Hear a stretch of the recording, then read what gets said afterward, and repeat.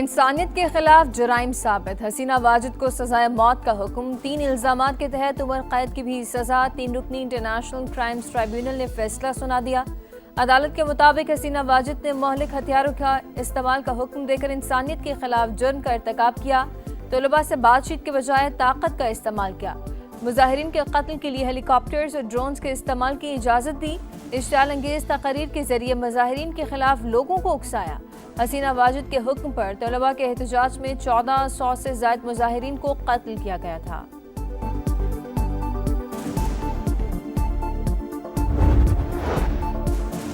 بنگلہ دیش کے سابق وزیر داخلہ اسد الزمان اور سابق آئی جی پولیس عبداللہ مامون انسانیت کے خلاف جرائم میں شریک مجرم قرار، حسینہ واجد کے احکامات پر عمل درآمد کرنے پر اسد الزمان کو سزائے موت، ریاست کے ساتھ تعاون پر پولیس چیف کی سزائے موت 5 برس قید میں تبدیل کر دی گئی۔ عدالت میں جذباتی مناظر، لواحقین کی آنکھیں نم، تالیاں بجا کر فیصلے کا خیر مقدم کیا۔ میرے خلاف تمام الزامات بے بنیاد، ابھی زندہ ہوں، سب کو انصاف کے کٹہرے میں لاؤں گی۔ شیخ حسینہ واجد کا پارٹی کارکنوں کے نام آڈیو پیغام، والدہ بھارت میں محفوظ، انڈین فوج کی حفاظت میں ہے، عدالتی فیصلے سے کوئی فرق نہیں پڑتا، سابق وزیر اعظم کے بیٹے کا رد عمل۔ آزاد کشمیر میں ان ہاؤس تبدیلی کے لیے میدان لگ گیا، وزیر اعظم چودھری انوار الحق کے خلاف تحریک عدم اعتماد پیش، رائے شماری کے لیے اجلاس جاری، تحریک عدم اعتماد کی کامیابی کے لیے 27 ووٹ درکار، پیپلز پارٹی کو 38 ارکان کی حمایت حاصل ہے، تحریک انصاف، مسلم کانفرنس اور جموں کشمیر پیپلز پارٹی غیر جانبدار۔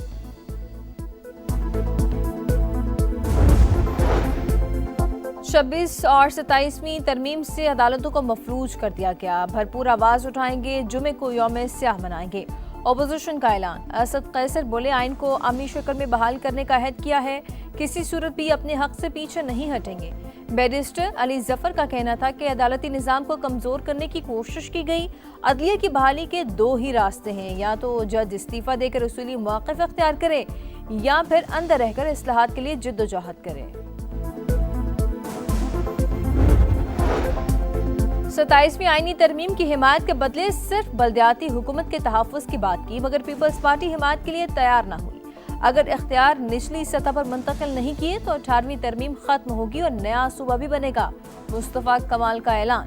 پیپلز پارٹی کو بات چیت کی پیشکش، کہا آنے والے دنوں میں بلدیاتی بل آئے گا اور منظور بھی ہوگا، فیصلہ کیا ہے، حکومت کو آئینی ترمیم پر بلیک میل نہیں کریں گے، بعد میں حکومت سے الگ ہو جائیں گے۔ 17 سال میں کراچی میں 3000 ارب کا نقصان ہوا، این ایف سی کا سارا پیسہ وزیر اعلیٰ کو ملا، انہوں نے تقسیم نہیں کیا، وسائل وزیر اعلیٰ ہاؤس میں رک جاتے ہیں۔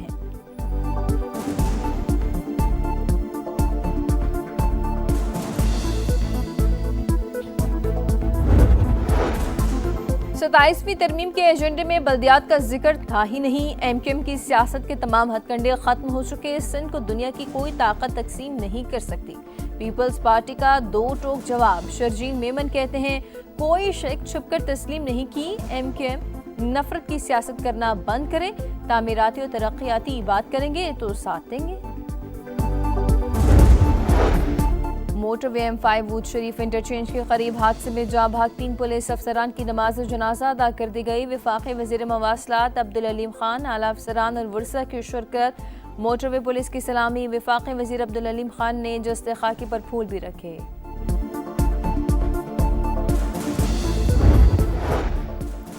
اور فتنہ الخوارج نوجوانوں کو ورغلا کر پاک فوج کے خلاف ذہن سازی کرتے ہیں، خوارج حقیقت میں خود کافر اور مرتد ہیں، ان کی وجہ سے ہم تباہ و برباد ہو گئے۔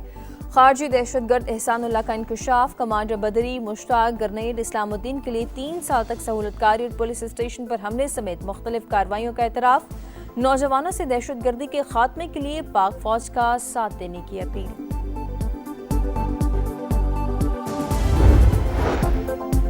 معیشت کے لیے بری خبر، پاکستان کا کرنٹ اکاؤنٹ سرپلس سے خسارے میں چلا گیا، اکتوبر میں 11 کروڑ 20 لاکھ ڈالر خسارہ، ستمبر میں ملکی current account 8 crore 30 lakh dollar surplus تھا، رواں مالی سال کے 4 ماہ میں ملکی کرنٹ اکاؤنٹ میں 73 کروڑ ڈالر کا خسارہ ریکارڈ کیا گیا، اسٹیٹ بینک نے اعداد و شمار جاری کر دیے۔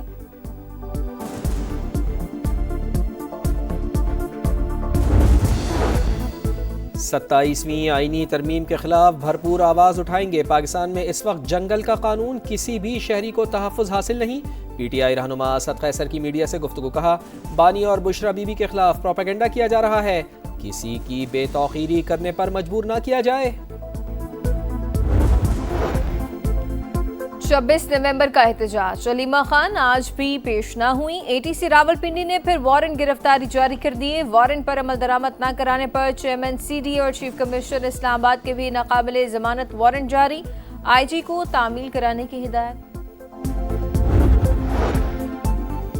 صحت کی سہولیات تک رسائی میں خیبر پختونخوا اور بلوچستان سب سے زیادہ کمزور، واشک، خزدار، کولو، جوب سمیت بلوچستان کے 17 اضلاع پسماندہ ترین۔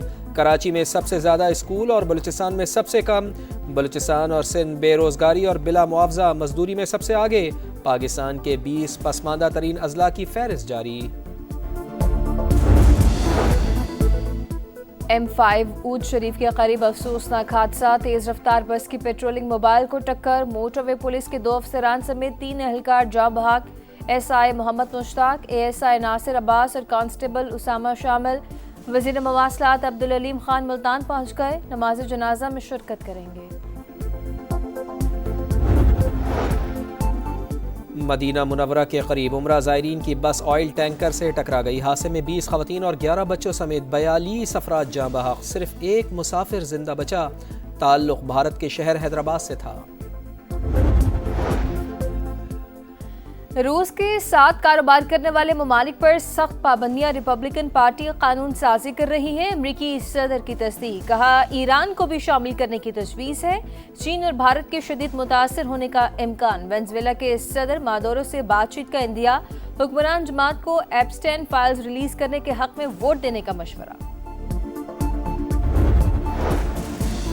اسرائیلی آرمی چیف کا غزہ میں ایک اور فوجی آپریشن کا اندیا، یلو لائن سے آگے کارروائی کی تیاریاں، خان یونس اور فتح میں رہائشی علاقوں پر بمباری، 3 فلسطینی شہید۔ جنوبی لبنان میں اسرائیل کا ڈرون حملہ، اسکول پرنسپل جاں بحق۔ سلامتی کونسل میں غزہ استحکام فورس کے قیام پر آج ووٹنگ متوقع۔ افریقی ملک کانگو میں تانبے کی کان میں لینڈ سلائیڈنگ، 70 افراد جان سے گئے۔ بلاسٹنگ کے دوران مٹی کا تودہ درجنوں افراد کے اوپر آ گرا، کئی افراد زخمی ہوئے۔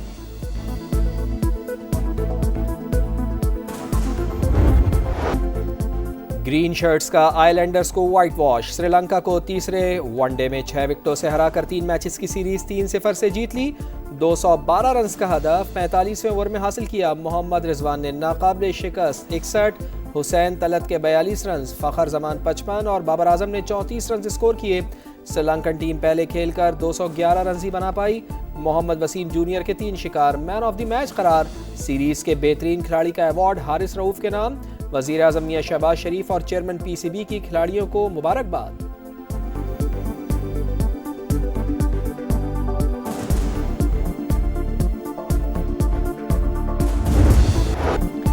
راولپنڈی میں اب سجے گا 3 ملکی سیریز کا میدان، مد مقابل سری لنکا، زمبابوے اور پاکستان۔ T20 ٹرائنگولر سیریز کا آغاز کل سے ہوگا۔ پہلا میچ پاکستان اور زمبابوے کے درمیان شیڈول، ٹرافی کی رونمائی آج ہوگی۔